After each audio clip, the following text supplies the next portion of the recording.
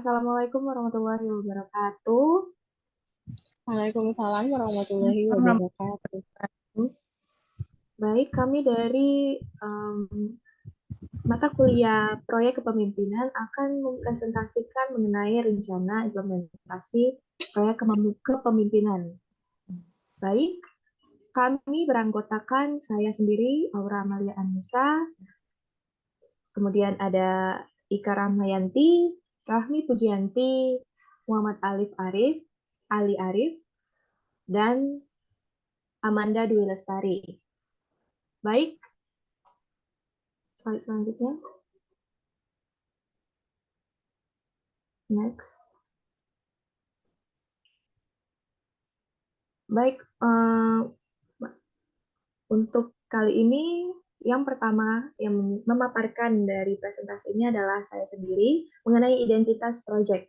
Baik, pada kesempatan kali ini kami mempunyai prakarsa perubahan atau proyek kepemimpinan ini yang mengenai doing recycling and learning English.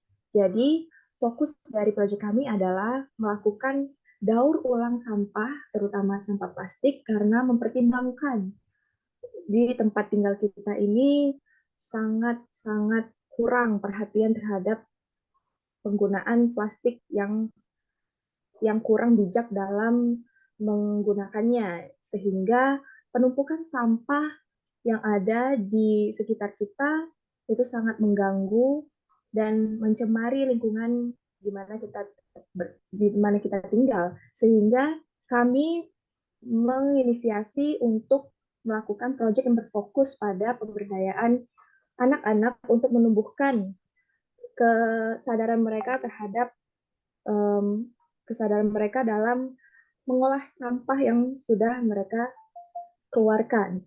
Dan learning English dalam hal ini di project kami ini nanti ketika kami melakukan recycling, maka kami akan menyisipkan materi-materi pelajaran bahasa Inggris dasar sehingga peserta anak-anak di panti asuhan tempat kami melakukan proyek ini mereka dapat mengembangkan kemampuan bahasa Inggris dasar mereka. Dan pelaksanaannya kami berencana untuk melakukan proyek ini pada bulan Mei 2023 di Panti Asuhan Al-Hikmah Palembang. Baik, selanjutnya akan dijelaskan oleh rekan saya.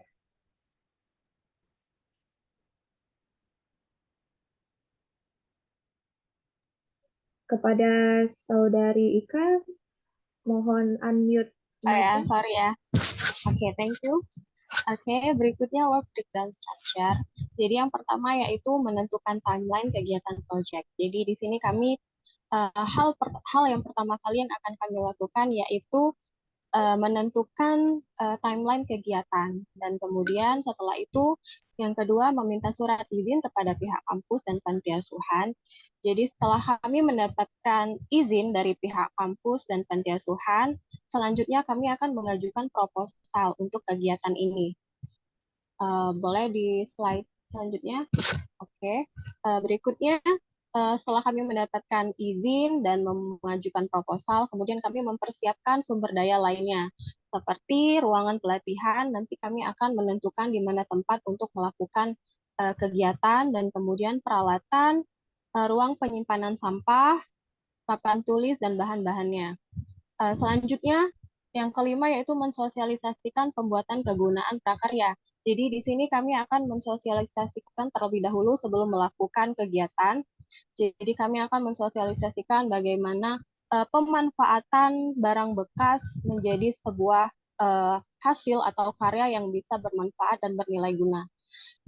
Kemudian melakukan pembuatan dan pendampingan. Setelah kami mensosialisasikan, kami langsung melakukan pembuatan dan pendampingan. Jadi di sini kami langsung melakukan pembuatan dan kemudian memberikan pendampingan dan juga sekaligus memberikan pembelajaran bahasa Inggris kepada mereka melalui vocabulary.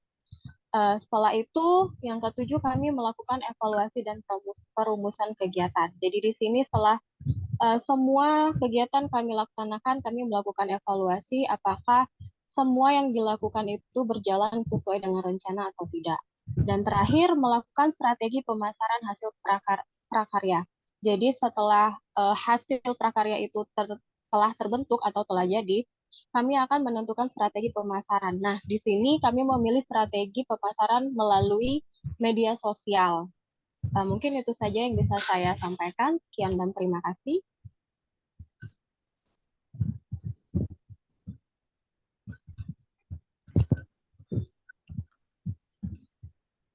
Oke, baik. Yang selanjutnya akan saya jelaskan alur komunikasi. Di sini ada 3 alur komunikasi. Yang pertama, semua anggota melapor kepada dosen pengampu melalui media komunikasi seperti WhatsApp, Zoom, atau bertemu langsung dengan dosen pengampu saat ada hal yang perlu dikomunikasikan. Selanjutnya, semua anggota atau beberapa perwakilan anggota akan melapor kepada kepala panti asuhan melalui laporan tertulis atau pertemuan tatap muka dengan berkunjung ke lokasi. Yang ketiga, antar anggota kelompok kami akan berkomunikasi melalui WhatsApp saat ada hal yang perlu dikomunikasikan. Selanjutnya, slide selanjutnya. Profil tim members dan peran masing-masing. Kelompok kami terdiri dari 5 anggota. Yang pertama, Muhammad Ali Arif Murtado sebagai koordinator. Yang kedua, Aura Amalia Anissa sebagai asisten koordinator. Yang ketiga, saya sendiri sebagai bendahara. Yang keempat, Tika Rahmayanti sebagai dokumenter. Yang kelima, Rahmi Pujianti sebagai humas. Itu saja dari saya. Selanjutnya. Oke, selanjutnya yaitu mengenai perencanaan anggaran kegiatan yang akan berguna untuk kami dalam mengatur dan merencanakan dana yang akan digunakan pada kegiatan proyek kali ini. Dan pengadaan material dalam pembuatan prakarya ini seperti gunting, lem, dan cat warna yang akan kita gunakan.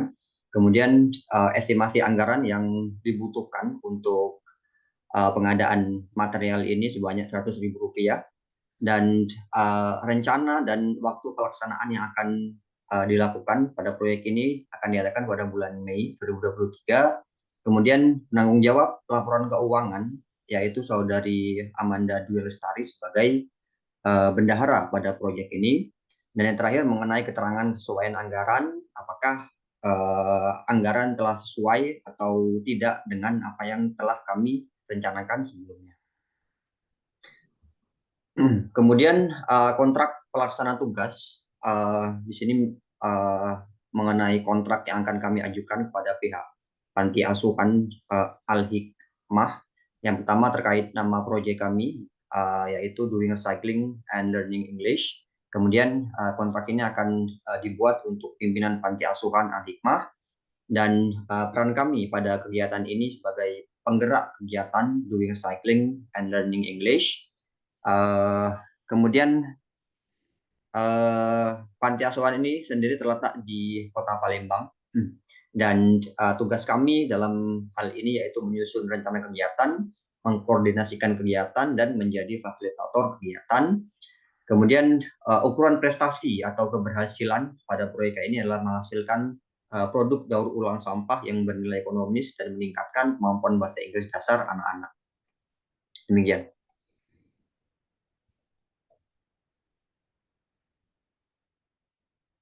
Oke, untuk perencanaan standar kualitas, kami pertama kegiatan yang kami rencanakan adalah kegiatan melakukan daur ulang barang bekas. Jadi dalam perencanaan ini, kita berencana meningkatkan kreativitas anak dengan memanfaatkan barang-barang bekas di sekitar mereka dan mengedukasi mereka tentang bahayanya sampah plastik, kemudian memberikan pemahaman kepada mereka tentang pelajaran bahasa Inggris dasar yang bisa kami sisipkan dalam kegiatan daur ulang tersebut. Kemudian dalam kegiatan ini semua anggota bertanggung jawab. Kemudian kami akan melakukan verifikasi atau laporan kepada dosen pengampu tentang kemajuan atau progres dari kegiatan tersebut. Kemudian rencana selanjutnya adalah melakukan edukasi wirausaha. Dengan adanya kegiatan ini, kami berharap akan adanya tumbuhnya jiwa wirausaha pada anak-anak yang ada di Panti Asuhan Al-Hikmah ini. Dan semua anggota juga akan bertanggung jawab terhadap kegiatan ini. Dan tentu semua aktivitas yang kami lakukan pada proyek ini akan selalu dilaporkan kepada dosen pengampunya. Demikian saja perencanaan terhadap standar dan kualitas proyek yang akan kami lakukan, dan kembali ke moderator. Baik, terima kasih teman-teman sekalian. Begitulah paparan materi dari kami. Untuk itu, kepada saudari Unila, apakah ada yang ingin ditanyakan?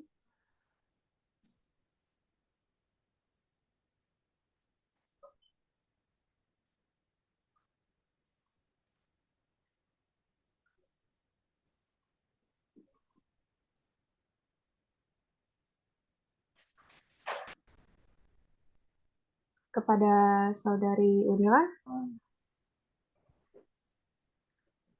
Halo, apakah Ya, suara saya bisa didengar? Ya, bisa. siap. Oke, baiklah. Eh,